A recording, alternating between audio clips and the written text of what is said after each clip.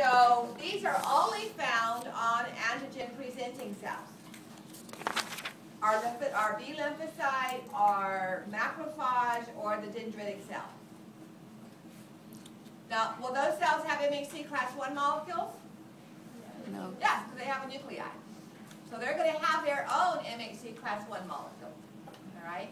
They're also going to have some other cells, MHC class Is, in a complicated process that I'll simplify for you. But may I erase the board now? Nobody's yelling no? Yes.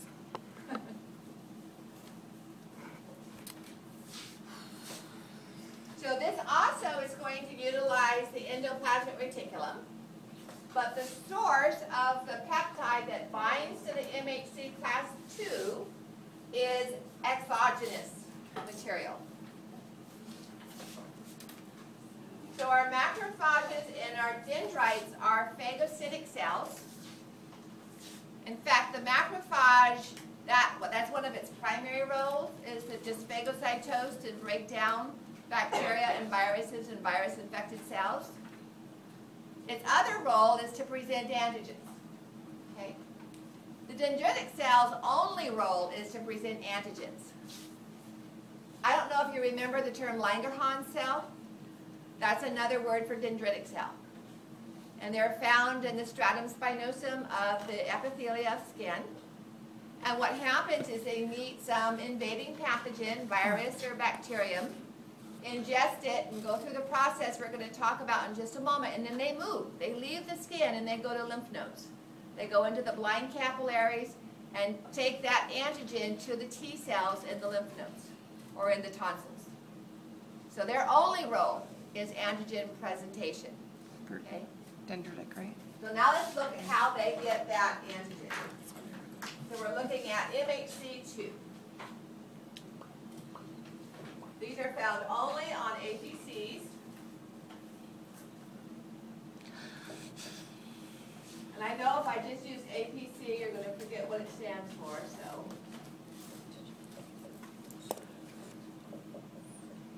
We have three types. We're going to focus on this part of lecture on macrophages and dendritic cells, both of which are related. They both come from monocytes. Sorry.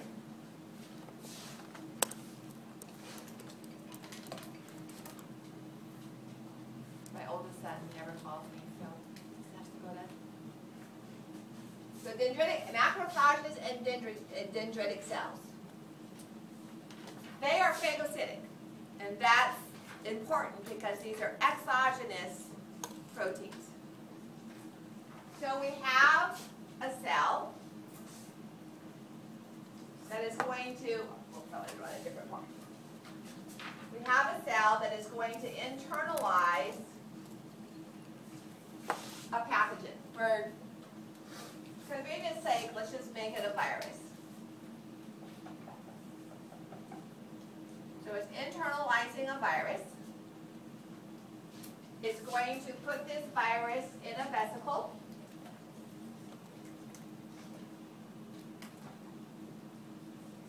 And that vesicle will fuse with a cell that contains protein digesting enzymes, lysosomes. Okay? So this is going to fuse with a lysosome.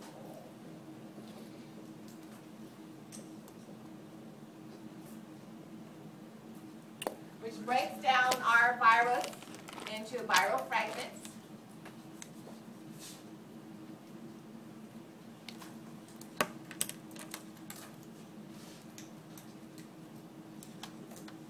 And now those viral fragments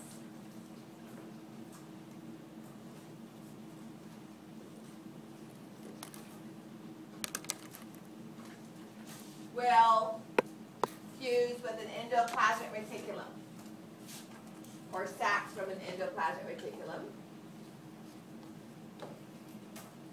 which contains MHC 2 molecules.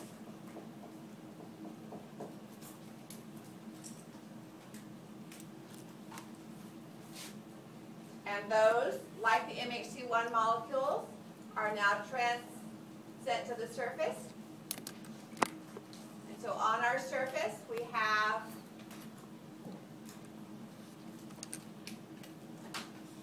MHC2,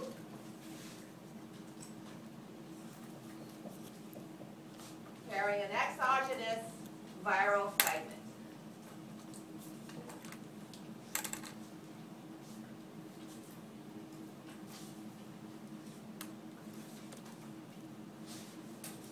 So that's what's happening in this image. So here's our virus being broken down by lysosomal enzymes. All right, attaching to the MHC class 2 molecule and then being inserted onto the surface of the membrane of the cell. So the fragments attached to the roughly are there? The fragments, the vesicle containing the fragments fuse with the vesicle from the ER that contains within its membrane wall because it's produced by ribosomal ER. So it doesn't go into the roughly. So this is, yeah, that's what I was asking. Oh, it can, or it can go into where, but either one, yeah. And then it's inserted into the membrane surface. So now we have our macrophage and our dendritic cell presenting an exogenous fragment on an MH class 2. MH class 2 molecules interact not with the T helper cell, not with the T killer cell, but with a T helper cell.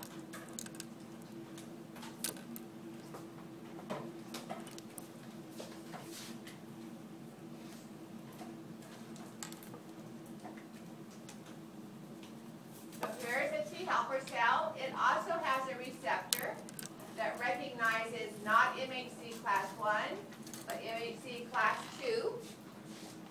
Instead of being stabilized by CD8, this is stabilized by CD4.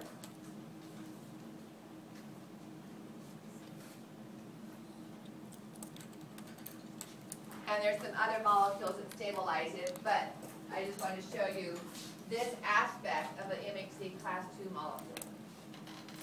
Okay, before we actually talk about the steps of T helper and T killer cell activation. So I want you to associate MHC2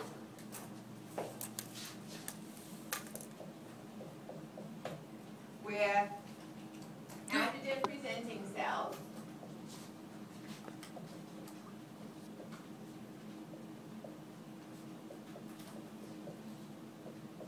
with T helper cells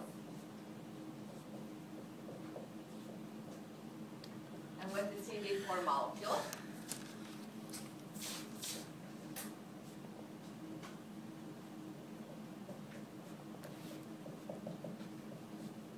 And exogenous peptides.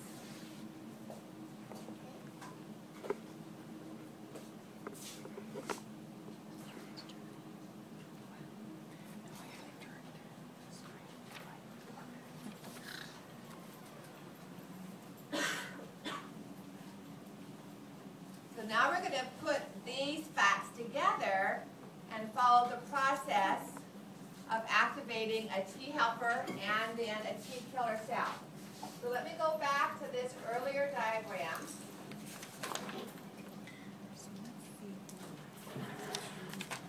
It stabilizes. Where I am here.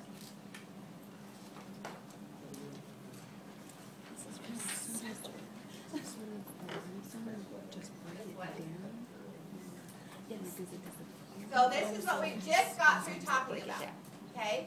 Here's an antigen-presenting cell, either a macrophage or a dendrite, internalizing an exogenous peptide. It will process that via the lysosome, present multiple fragments on its surface with multiple MHC2 molecules. Randomly, by chance, a T helper cell, that is inactive, sometimes called a naive T helper cell, will have on its surface receptors that match that antigen.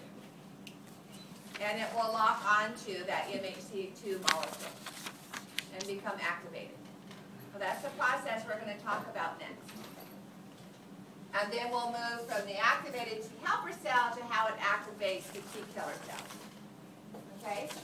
The T helper cell activation process I have actually listed under B lymphocytes, so that's going to be on page 80 for the T helper cell activation. But prior to that, I want to talk about how our T cells are